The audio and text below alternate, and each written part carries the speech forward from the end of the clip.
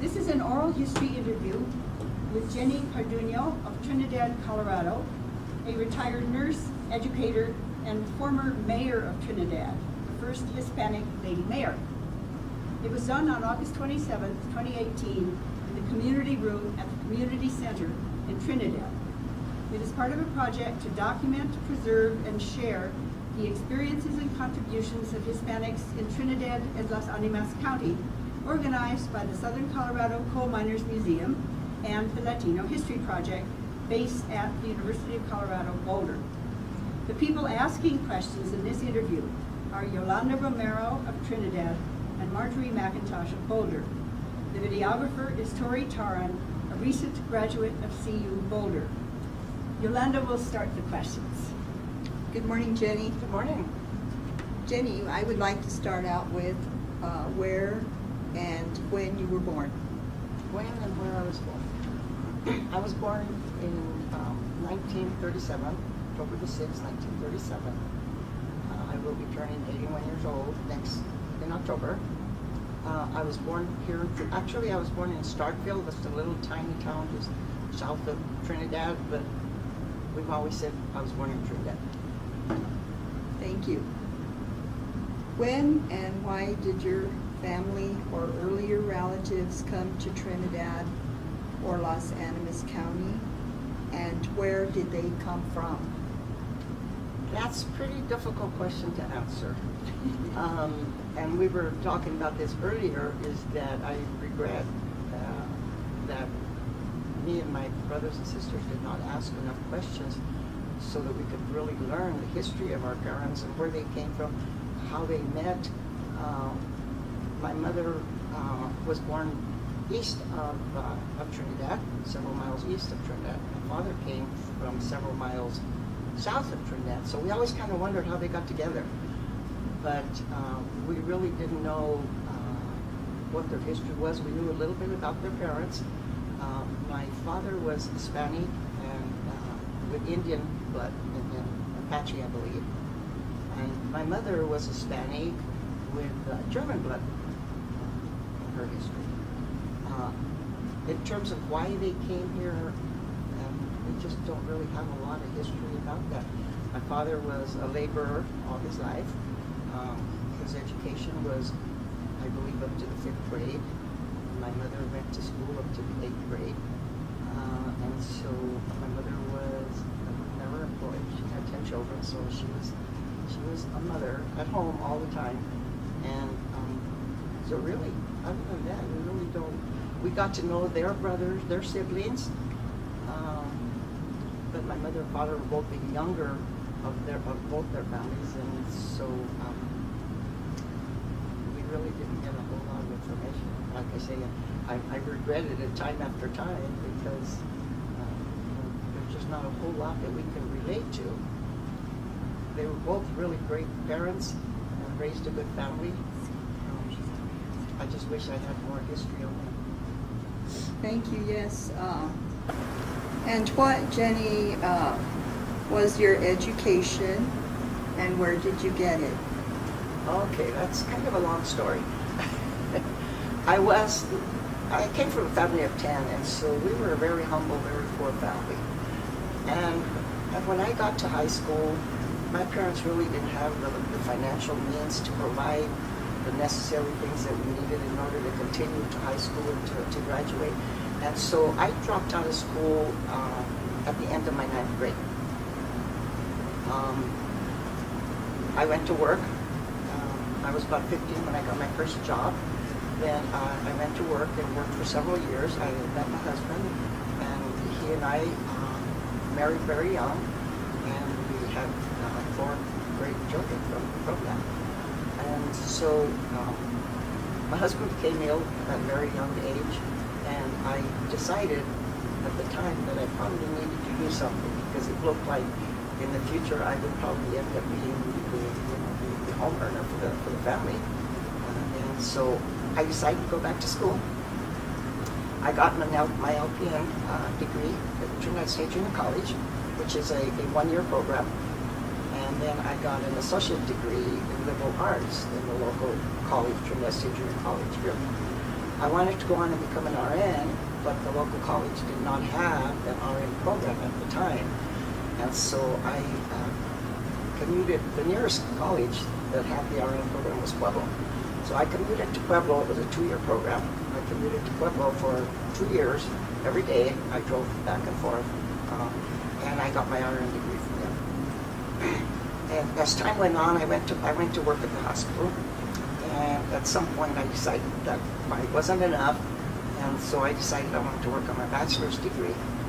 And so I commuted to Denver to get my bachelor's degree. I would work during the week. Excuse me. I would work during the week, and then I would go and attend classes on weekends in Denver.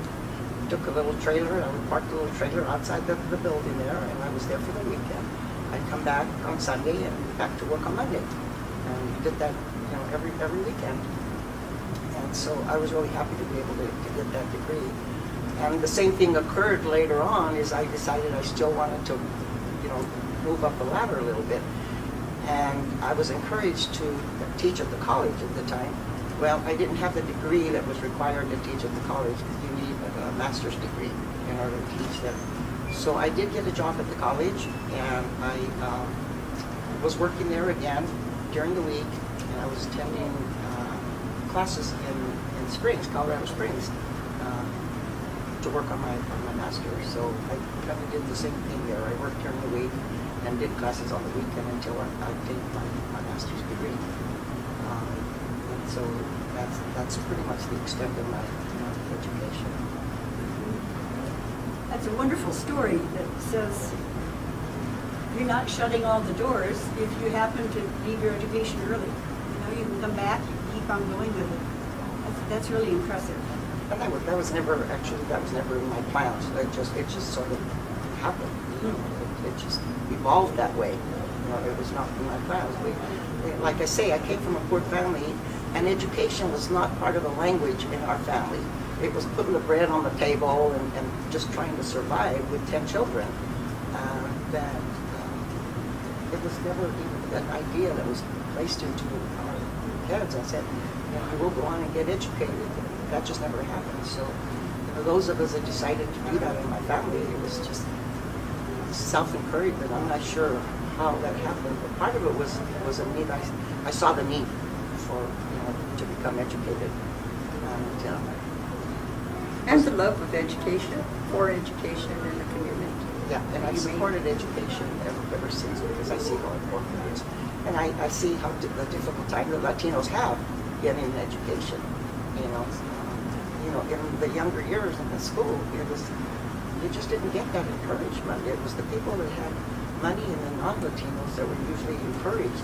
They could see that they had the ability to do that, but somehow they didn't see that ability in the Latino person. So you sort of had to encourage yourself to move on. And that's just the way it was. Well, I have a few questions too. Thank you. Could you lead on now from your education to talk about what kinds of work you've done? What types of occupations have you held? How did that change over your lifespan? My first job, after I quit school, was working in the laundry, and I kind of liked it at the time. I got, even at that level, I got a couple of promotions while I was there, and then from there I went on to the laundry closed, and then I went on and worked at the hospital. The hospital had their own laundry at the time, our local hospital, Mount San Rafael, and so I worked in the laundry for the hospital. And I used to see the work that the nurses and the doctors, were doing, and I was just fascinated with that. I just thought, that would be a great thing to be able to do. And that's kind of where I decided this is what I would like to do. With a 9th grade education, it was kind of like, just a dream. And so I thought, well, how can I do that? And so I went on and got my, the GED. I went on and earned my GED. And then I took the LPN training at the time. And then just as I talked about my education, then we just moved on from there. And did you continue working at the I continued to hospital work. here? I continued to work there while I was doing my LPN training. I continued to work at the hospital. And so after I graduated from the LPN training, which is a one-year program, I continued to work there for a good while actually. And I worked in various departments in the hospital at the time. And it was after a few years actually that I decided I wanted to go on and become an RN. And by then I had 3 children. And so it was a little bit difficult trying to maintain my job, take care of my children, and still, satisfy the requirements for the education. It was tough. It was really very tough. But I wanted to do that bad enough, and so I says, this struggle won't last forever. It comes to an end, and so that's pretty much what I've done. And then after you got your RN, where did you work then? After I got my RN, I am so lucky that I was able to get various types of educations in the nursing area. I've worked in the emergency room. I've worked in the operating room. I've done home health nursing. I've done school nursing. That's where I used to see some of our Latino students, struggling. I was the nursing administrator for the hospital for several years. Just about every area in nursing. I was in obstetrics. I worked in obstetrics for a good period of time. Before I became the administrator for the nursing program, I actually was a head nurse for several years for the medical wards and the surgical wards. And so that's pretty much. I was lucky to get all that education, that experience, because when I went on to become an instructor, I could give them experiences, actual experiences that I had been involved in, and was able to give them examples of various things, and so it really helped me a lot. And where were you an instructor then? I was an instructor at that time. At what place? I was an instructor at Trinidad State Junior College here in Trinidad, I retired from there about 8 years ago, I suppose. And I was not happy being retired at home, so I decided to go back to work. And I worked in the Las Animas Rehab Center here in Trinidad for a couple of years. And so about 2 years ago, I guess I finally retired. And I think, I'm probably retired for good now. It's probably about time that the younger ones take over. But I've enjoyed every aspect of it. It's just, if I had to do it again, that's what I would do. It's wonderful. I loved it. And how did your political career fit in with all of this work? Well, actually, I was sort of involved in politics even before all this happened. From the time that I was old enough to vote, I became involved in the local committees that different precincts, the voting precincts. I was served as a committee person for several years in our precinct. And I just was interested in what was going on politically in the community, and so I served on various committees throughout time. Even during the time that I was in school and was teaching, I remained pretty active. I've served on the Housing Authority Board. I just recently resigned from that. I've served on. Gosh, now that I'm trying to think of all the things I've served on. I was on the board at the college, the college foundation that raises money to help the students of the college. I served on the Hispanic Chamber of Commerce, along with the Memorial, Las Animas, I forget what it's called, the Hispanic Memorial Foundation. The Southern Colorado Coal Miners. I was a member of the Las Animas Chamber at the time that we constructed that miners memorial that's on Main Street. And then what led you to run for mayor? That's such a big step, I would think. It sort of evolved also, because I had been involved in different. I was on the Planning and Zoning Committee for some time, and I served on the COG board locally, and so I was pretty, involved with a lot of things that dealt with, with politics and providing service to the community. And at some point, it just sort of happened. It was like, why don't you run for council? And it was like, that's just not, that's not ever going to happen. But it did happen, and I served for 8 years. The last 2 years were as mayor of the city of Trinidad. But it was just the interest and wanting to do as much as I can for the community. I think we all need to somehow try to give back to our community, and that was just my way of doing it. It was also my way of encouraging other young people to get involved. When I first went into the nurses training, the number of Hispanic students there was just a minority number, very few. Locally, the RNs at our local hospital were very few, hardly any in fact.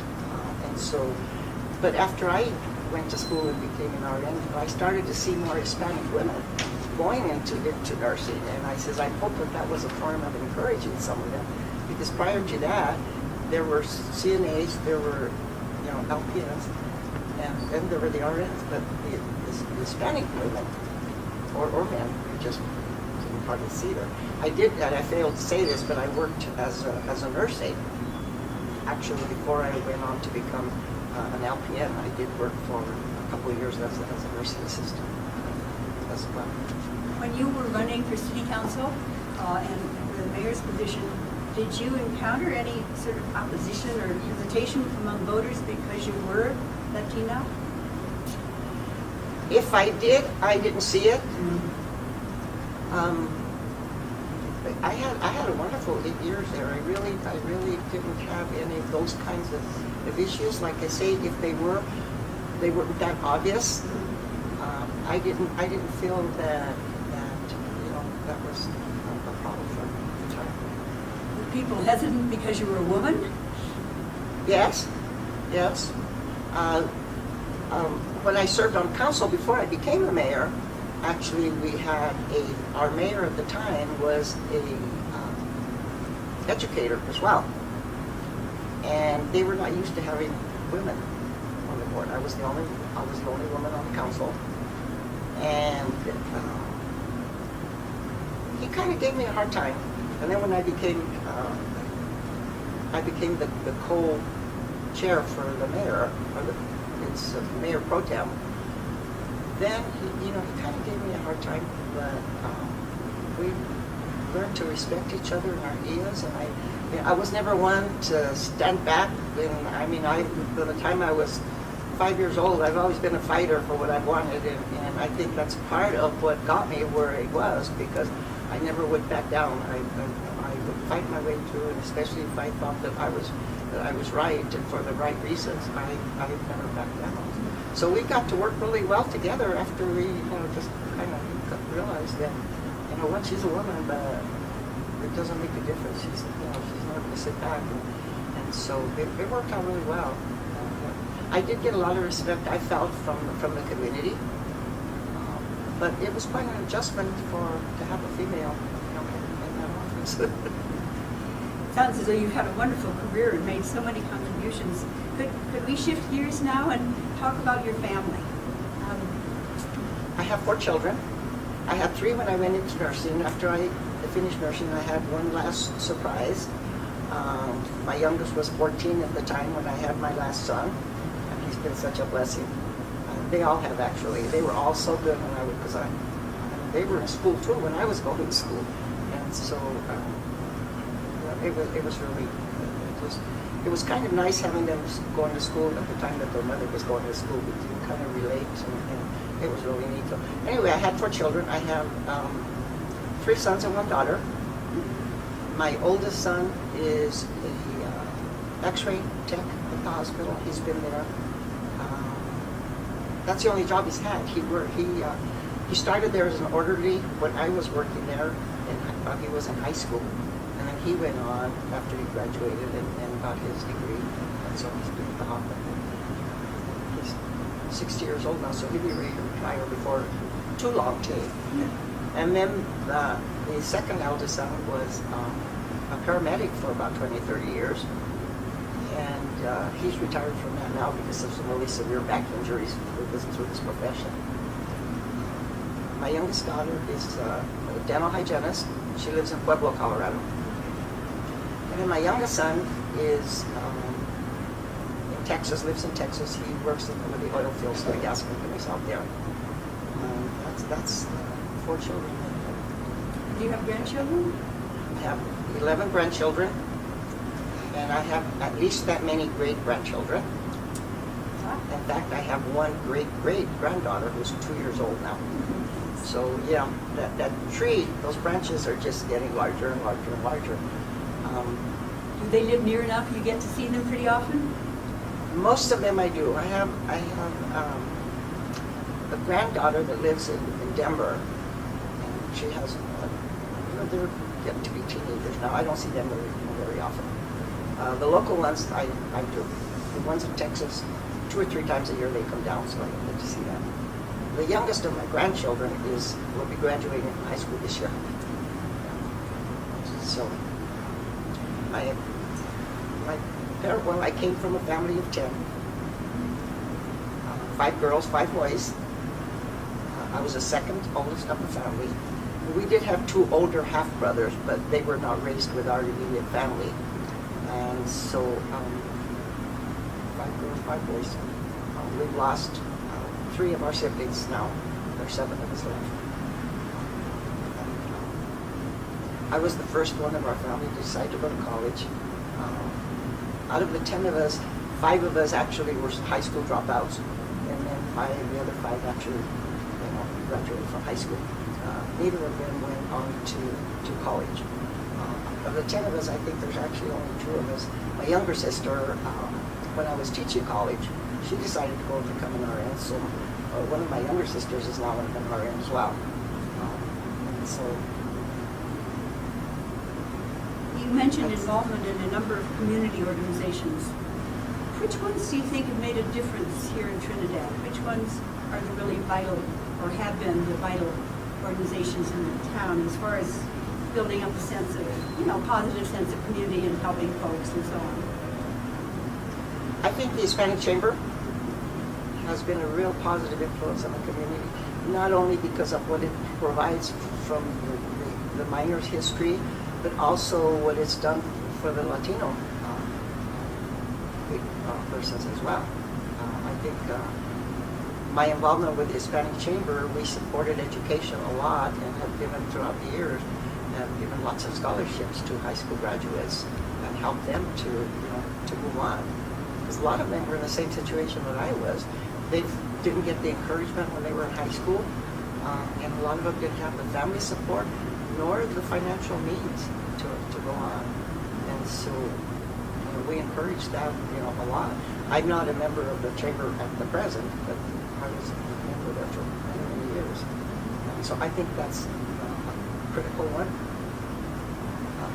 Of course, with the city council, of course, that provides for the entire community. But I think one of the things that it has done is that it's encouraged other Hispanics. And I've heard it said, well, why can't we do it? She did it. She worked hard and got it done. So, we can do it as well. And so I've seen that, that opinion as a result, I think, of what I've done. Do you think that there's been discrimination or some kinds of racism in the community over time, or has that changed any? I don't know how much I think it has changed some, but I think it's still there. I think it's just more subtle than it used to be because of laws and regulations that have come about, and so I think it's more subtle, but I still, it's alive and thriving. When I was in the younger grades, I didn't know about Latinos, or I didn't understand that, so I really didn't see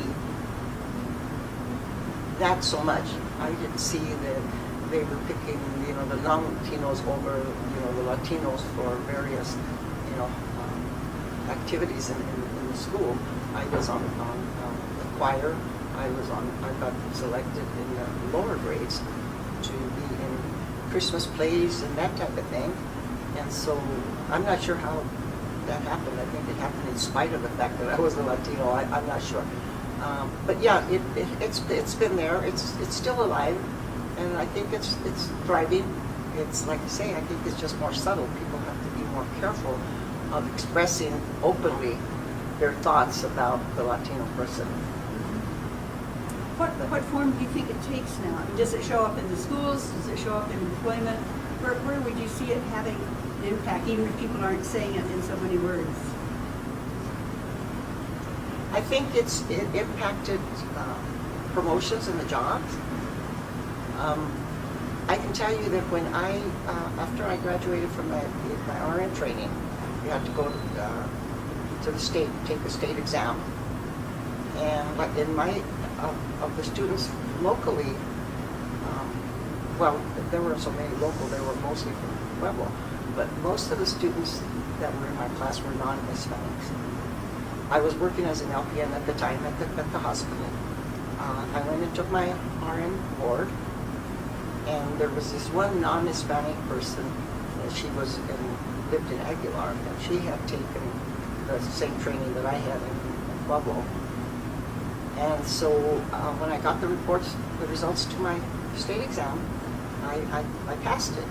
Well, at the time that we were doing our exams, this one girl from Pueblo, she kept saying how easy the state exam was for her. She said that was just a breeze. It was so easy, and the more she said that, the more I felt that I failed.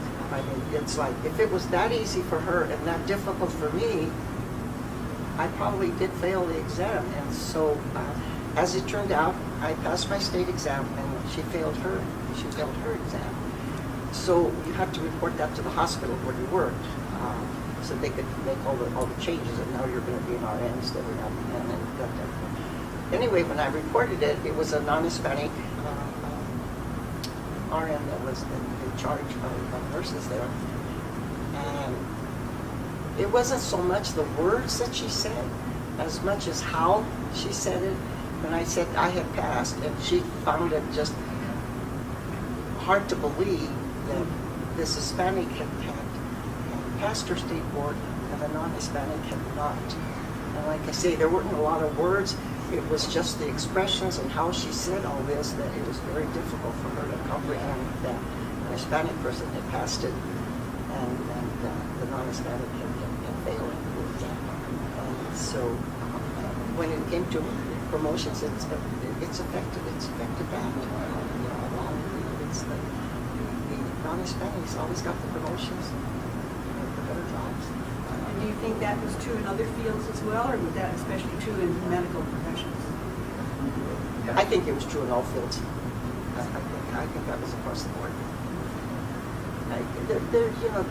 People would talk and you'd have conversations and the things that were talked about in terms of, applying for a promotion or that type of thing. It was just, the topic and the conversation, things that took place. It was pretty obvious because in many cases, the Hispanic person was probably more qualified than the one that got the promotion.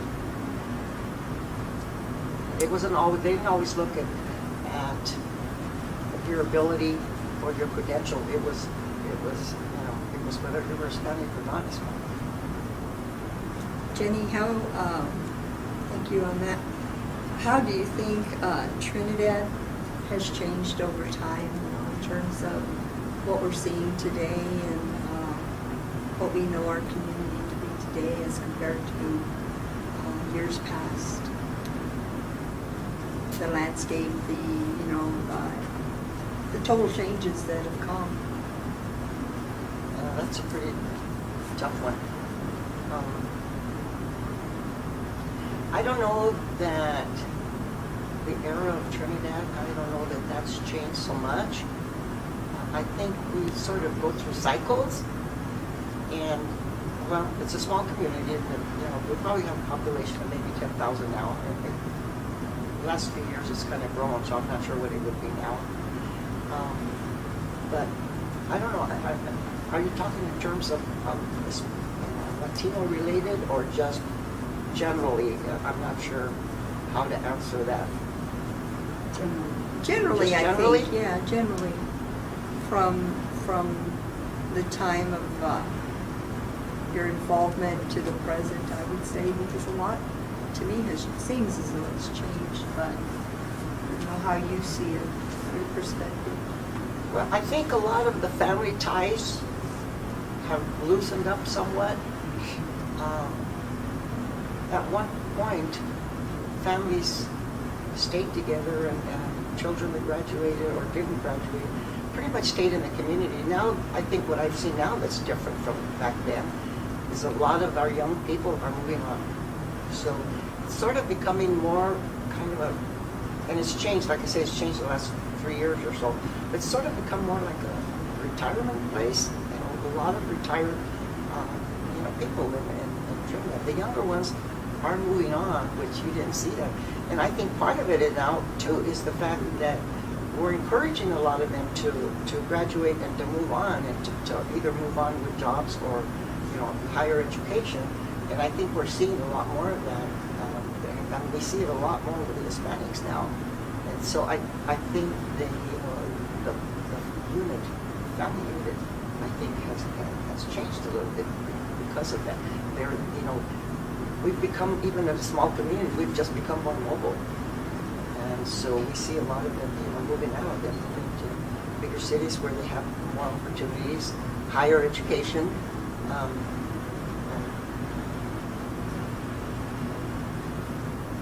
We were a mining town, and this town was flourishing, and even the younger people stayed in town at that time. There was jobs in the mine, and so when the mines closed, then we saw a huge negative impact on the community. A lot of those that were miners moved on. A lot of their children either went on to school or moved on because the jobs just weren't here. And so we've always been sort of we rely on one industry, and when that industry's gone, it's just a real negative impact on the community as far as jobs and that type of thing. Right, the gas and oil industry, same thing. It was going very, very strong, and we were recruiting a lot of people moving into town, and that's kind of gone on the downhill now as well. So it's the same impact. You start getting. One of the good things that probably happens from that, I think, is that when the industry closes and you have these people that are left jobless, many of them have decided to go on back to school. So there has actually been, a positive part of that. Now we're in the marijuana industry here. We've been here it's been for a few years now. And in my personal opinion, there's good and there's bad. I was not on council when it got approved to legalize it. Had I been, I would have voted in the negative. I would not have voted to have marijuana here. And it's been. It depends on who's looking at it, who's analyzing it, but some will say that it's a good thing because there's been jobs. We're getting tax dollars that are helping to fix the old buildings and renovation and jobs and that type of thing. And so that's the positive aspect of it, but we also have, I see the negative aspect of it. We've recruited people into town that make the people in town feel unsafe. That type of, and we've recruited a lot of those types of individuals. And so a lot of people just don't feel safe in the community anymore because of those individuals that have migrated into Trinidad. People are locking their doors now but never have had the need to lock their doors. Shoppers are afraid to go out and do their shopping after it starts turning dark because of those individuals that the community has attracted. And I know the people in the higher offices in Trinidad right now some will disagree that that's had a negative impact, but when you live that impact, you know it's happening. If you talk to enough of the, the individuals in town, that's been a negative impact. All right, Jenny, thank you for the time you spent here with us, with your insight, your input, and your experience to our community. I certainly know that you're a role model, to young women, to young people in our town, and I've always said that. So, with all your hard work, your commitment, your involvement in our town, you leave a wonderful impression and a great impression to people after you who come to stay involved, to make a commitment, and to better themselves in a way where they benefit and their families benefit. And I'd like to thank you for that, and know that I respect you highly, and I respect the positions you've held in our town, and the fact that you've brought forward for our Hispanics and our female Hispanics a respectable and honorable position for us to be proud of, and for us to honor, and to continue that road on down into the future, because you leave us with great memories for all the work that you've done. Thank you. Thank you. Appreciate your comments. Thank you.